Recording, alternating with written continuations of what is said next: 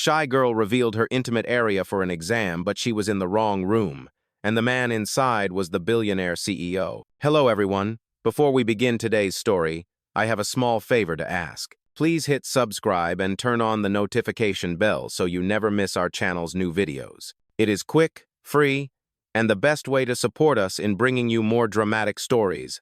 Your support means the world to us. Where are you watching from?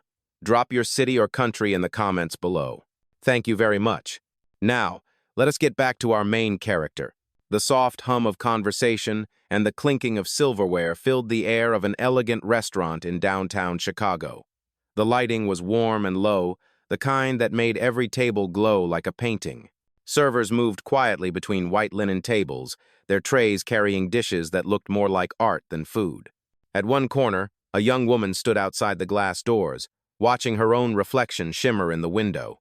Her name was Leah Tron, and the reflection looking back at her only deepened her anxiety. Her second-hand dress hung a little loose at the shoulders, and the heel of her left shoe was slightly scuffed. She took a deep breath and whispered, "You can do this. You already promised Jenny."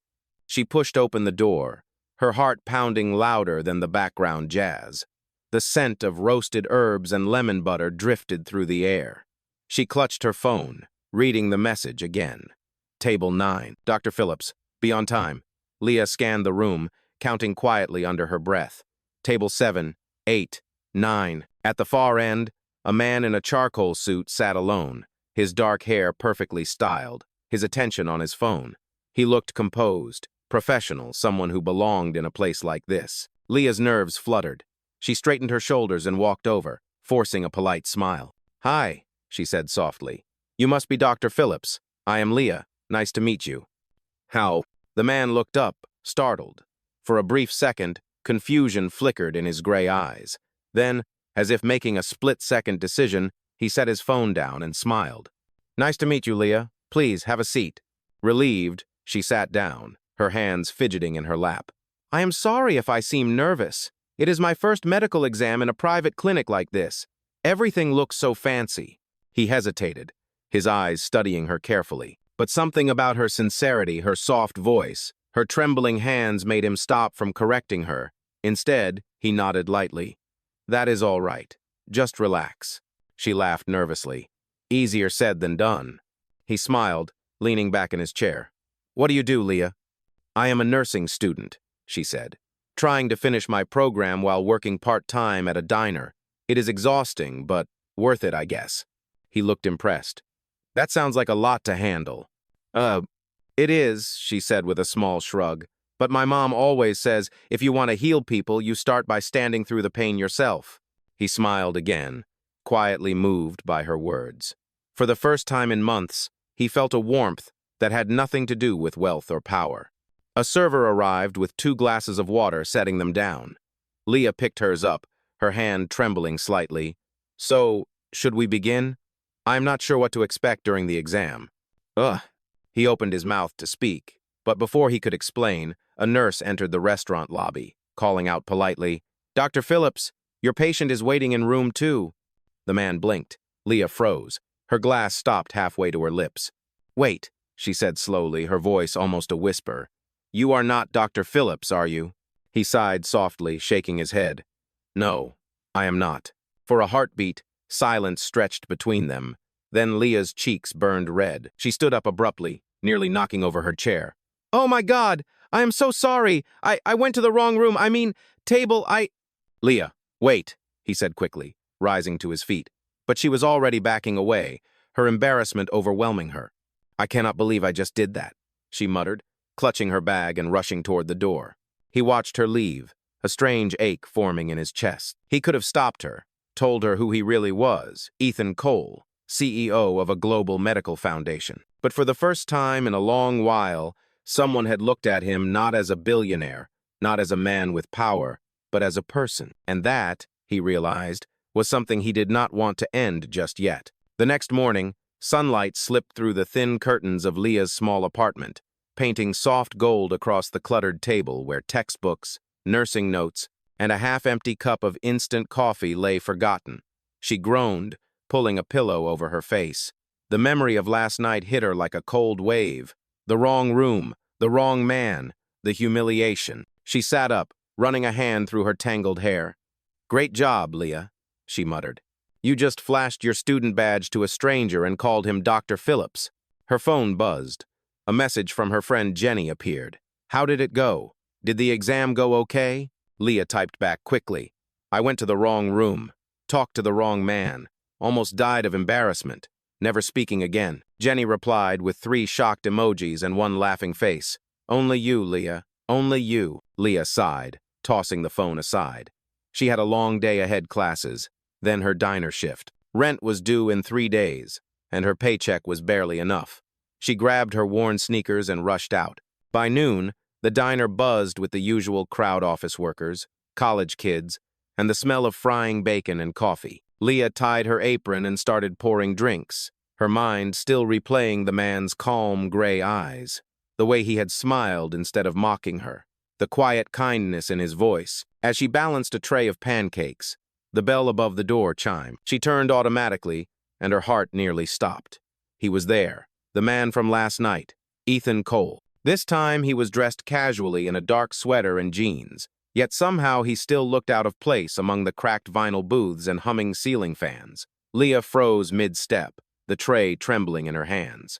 He noticed her immediately and gave a small, careful smile. "Hi." Her cheeks flushed. You again? What are you doing here?"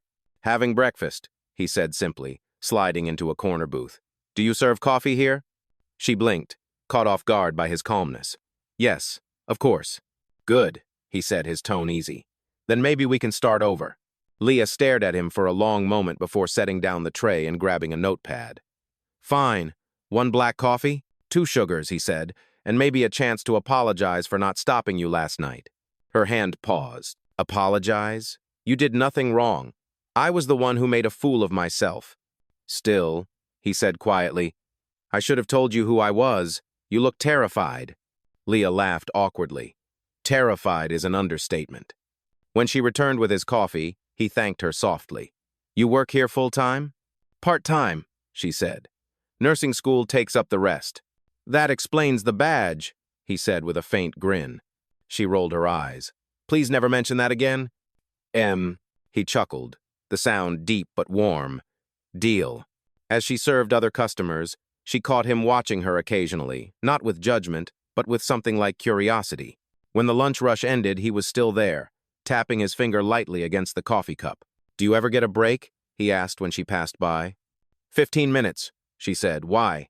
"Join me," he said, "if you are not too busy being embarrassed." "Oh." She hesitated but eventually sat across from him, untying her apron. "You really do not have to do this," she said. "I want to," he replied. "You remind me what honesty looks like." That made her laugh. "Honesty?" I was so nervous I could not even look straight. "Exactly," he said. "It was real."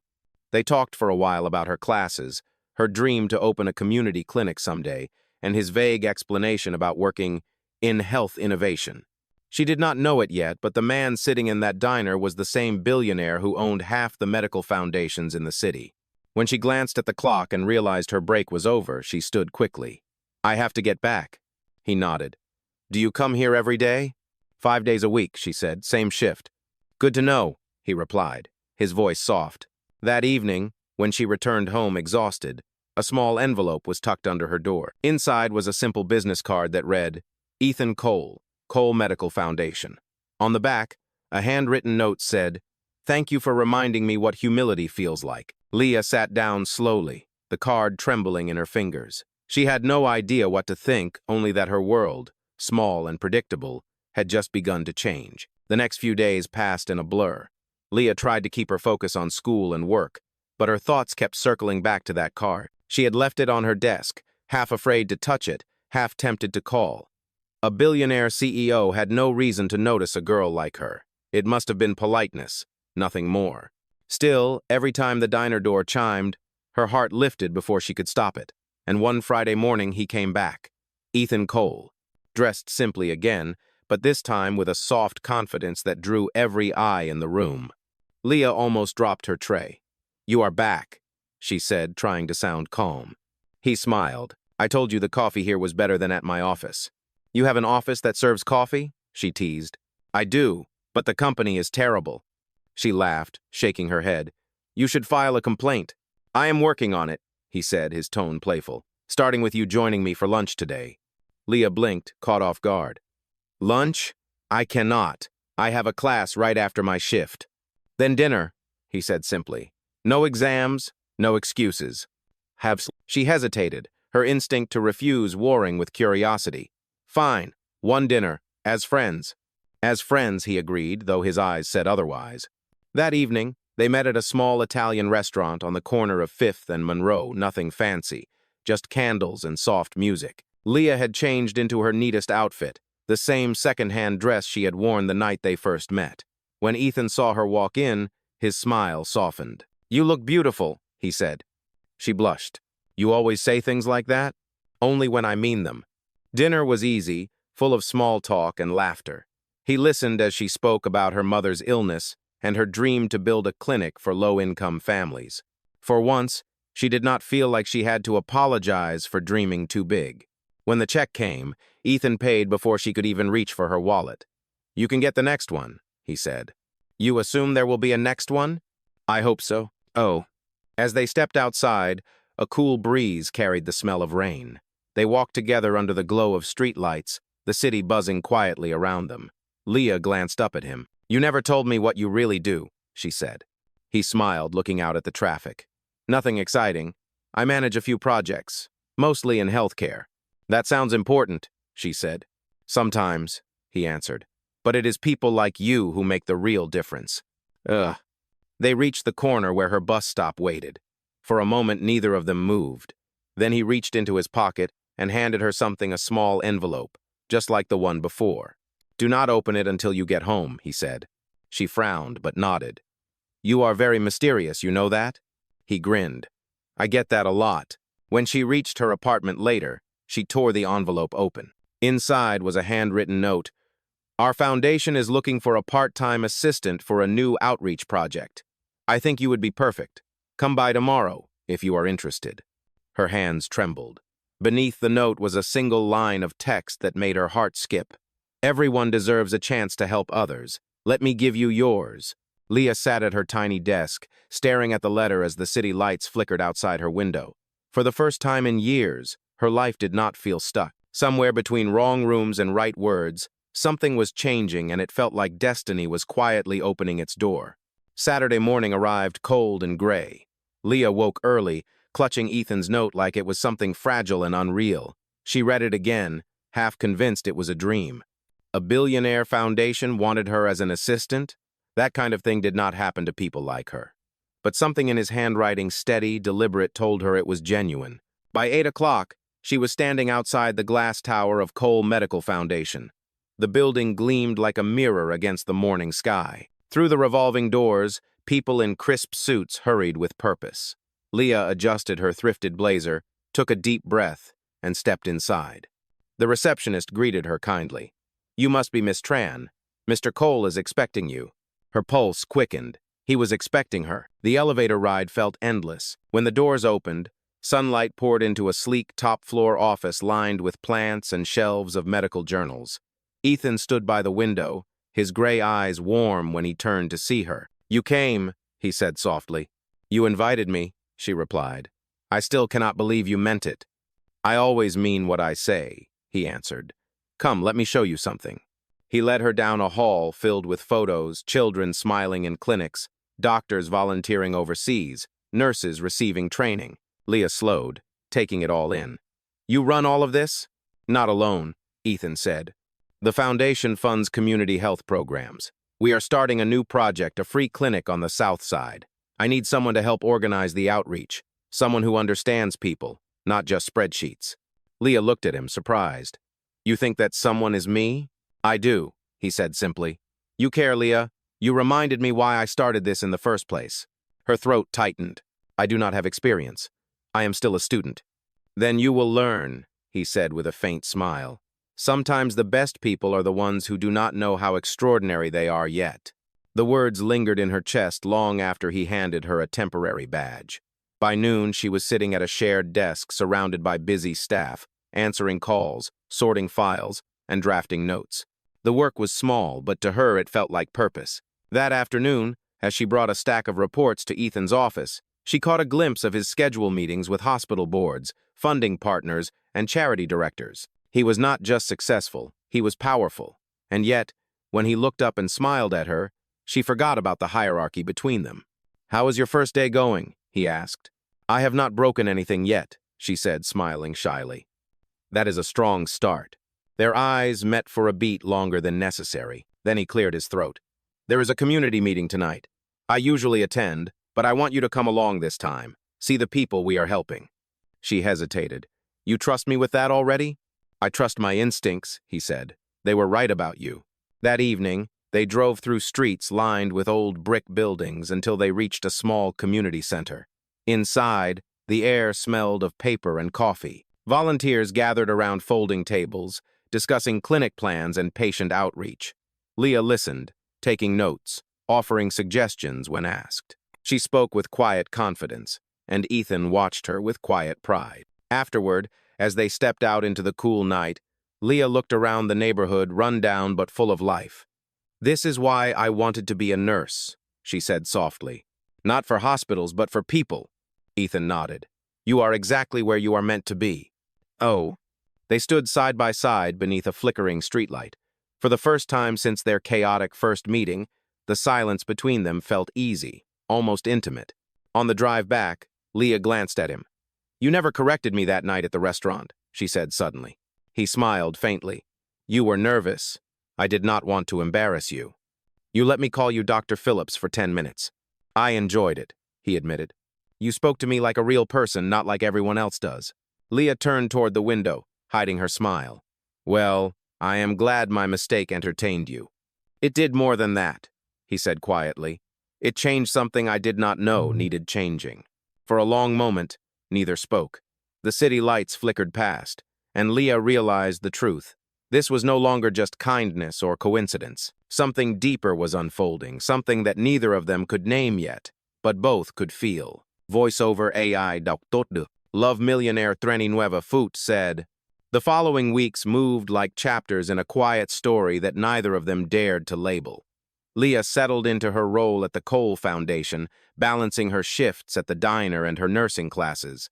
Ethan often passed by her desk, offering a few words of encouragement or leaving small notes on her reports that read, "Excellent insight," or "Keep this idea for the next meeting." Every time she saw his handwriting, her heart lifted. The Foundation's new clinic project became their shared mission.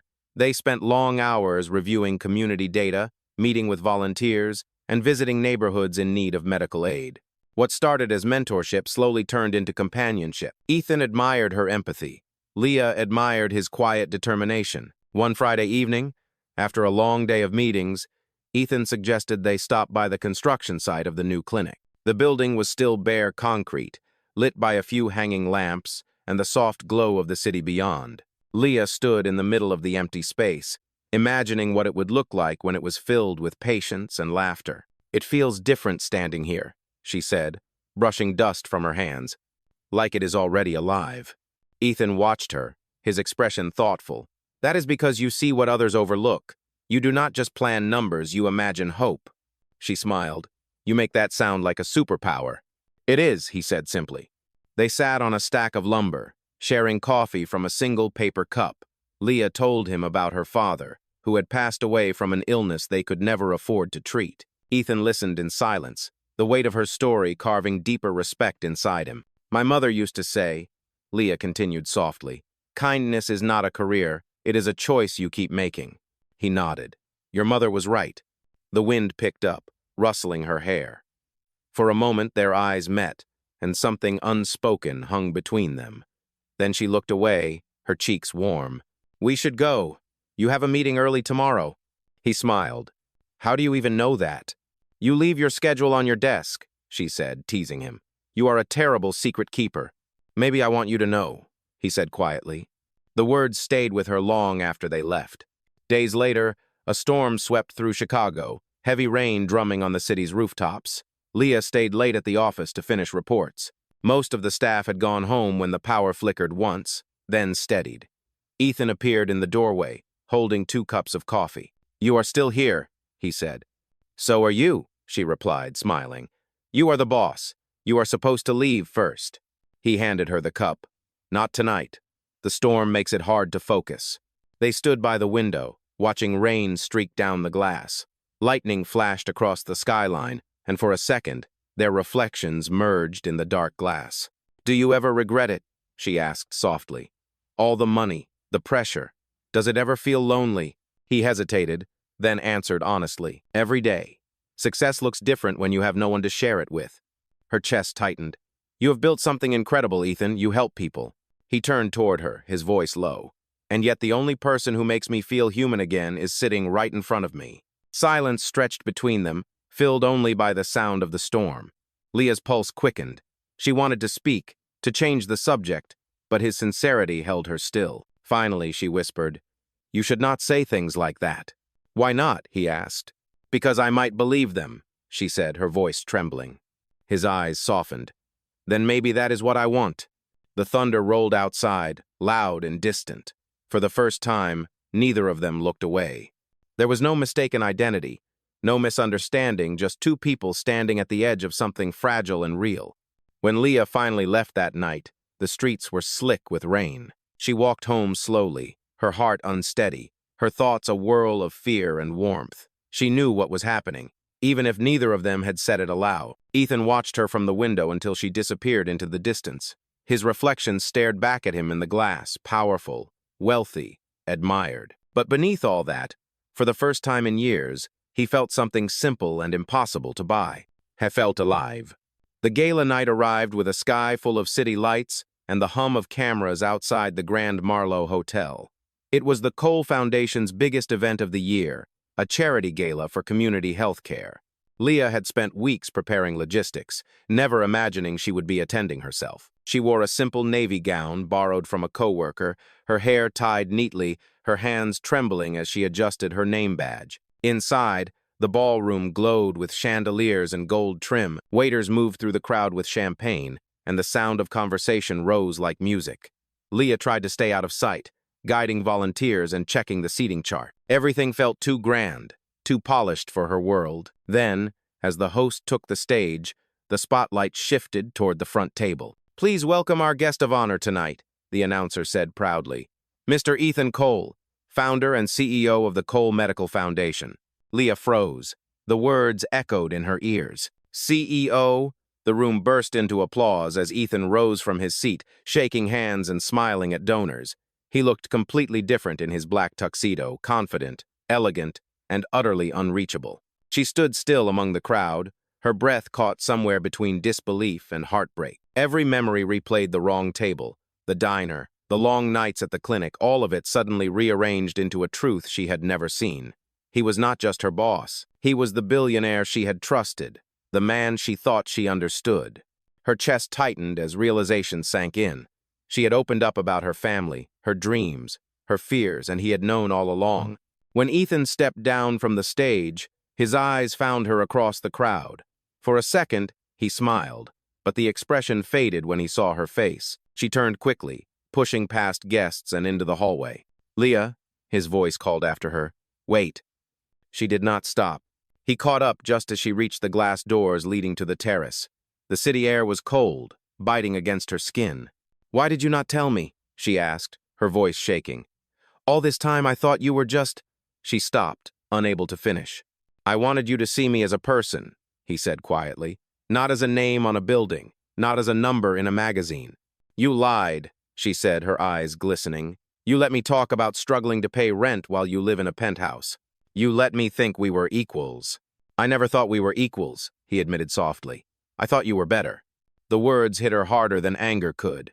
You cannot say things like that, Ethan. It does not erase the lie. He stepped closer, his voice low. Everything I said to you was real.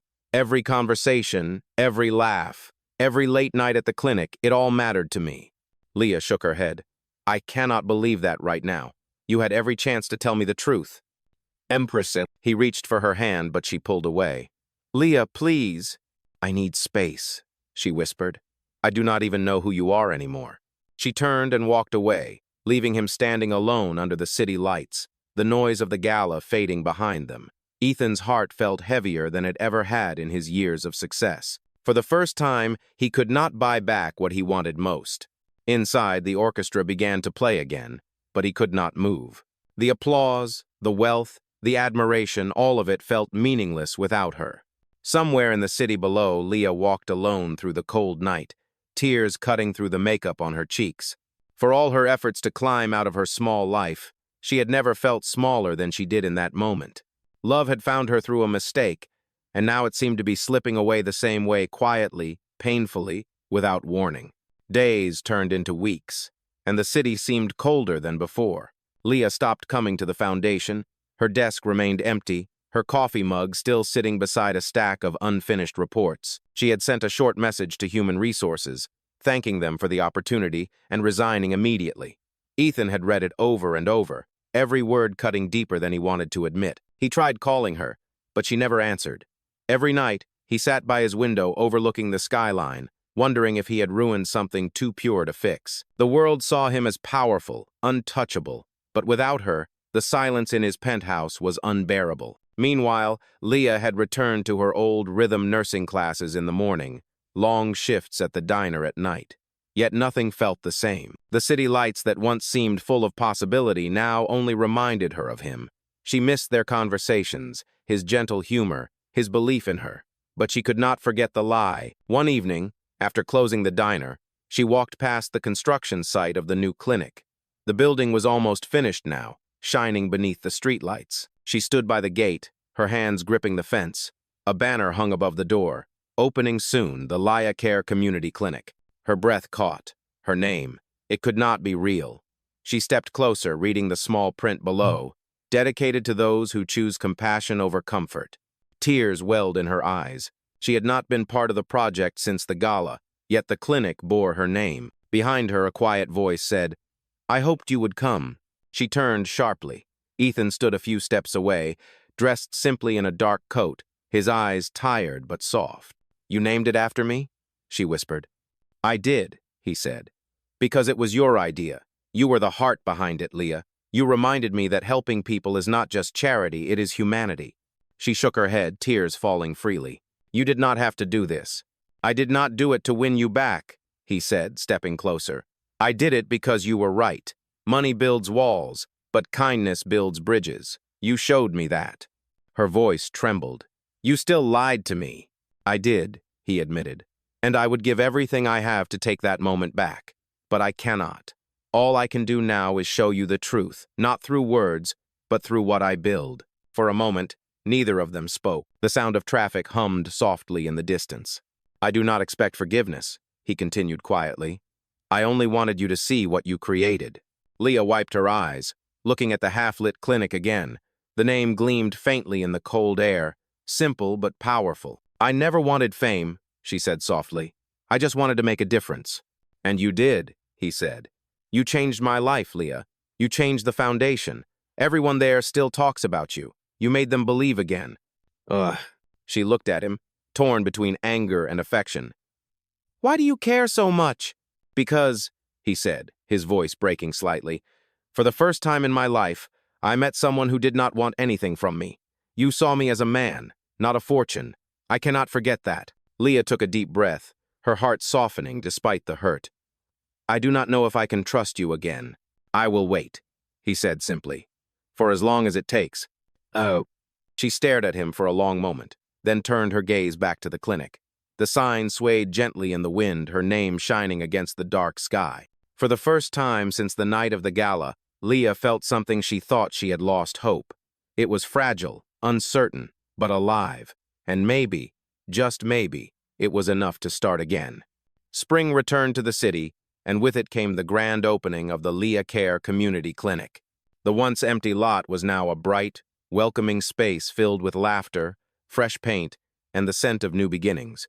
Banners fluttered in the soft breeze, and volunteers lined the steps, greeting families and patients who came to see the place that promised care without judgment. Leah stood near the entrance, her heart swelling with disbelief. It had been months since that night at the construction site. She had agreed to return not to the foundation, but to help manage the clinic. Ethan had kept his word. He had given her space, never pushing, never demanding more than she could give. Yet, he was always there, quiet, patient, waiting. She looked around at the small crowd. Journalists were taking photos. Donors were shaking hands. But what moved her most were the people, single mothers, elderly couples, young nurses volunteering for their first day. This was the dream she had whispered about, the one she thought impossible. And somehow, through all the pain and misunderstanding, it had come true. Ethan approached from behind, holding a folder of documents. His gray suit was simple today, almost modest. "Everything is ready," he said. "The board wants you to cut the ribbon." "Me?" she asked, startled. "You started this," he said. "It should be you." She hesitated, then took the scissors he offered. As she stepped toward the entrance, the crowd clapped. The red ribbon shimmered under the sunlight. Her hands trembled slightly, but her smile was steady. "For every person who was ever told they did not matter," she said softly, "this place is for you." The blades closed with a clean snap, and the applause rose around her. Inside, the clinic came alive, voices, footsteps, the hum of a new beginning. Ethan stood beside her, watching with quiet pride. Later that afternoon, after the crowd had thinned, they found themselves standing together in one of the empty patient rooms. The walls were pale blue, sunlight spilling through the blinds. Leah turned to him, her expression calm but uncertain. "You kept your promise," she said. "I told you I would," he replied. "You deserve to see what your kindness built." She smiled faintly. "And what about you, Ethan? Did you ever stop waiting?" He shook his head. "No. I told you I would wait as long as it takes." Silence stretched between them, gentle and unhurried. Then, with a quiet breath, she stepped closer. "You do not have to wait anymore," she said. His eyes softened, and before either of them spoke again, she reached for his hand. It fit perfectly in hers, warm and steady, like something that had been meant all along. They walked outside together, past the sign that bore her name. The evening light turned the city gold, and for the first time in a long time, everything felt simple. No secrets, no lies. Just two people who had found each other through a mistake that turned out to be destiny. As the sun dipped behind the skyline, Leah looked at him and said quietly, "You know, this all started because I walked into the wrong room." Ethan smiled, his hand tightening around hers. Maybe it was the right one after all. She laughed softly, her eyes glistening in the fading light. And for a moment, as the world around them slowed, it felt like life itself had paused, to honor the beauty of their imperfect beginning. Because sometimes, the best things in life do not come from perfection, they come from a single, fated mistake that leads you exactly where you were meant to be.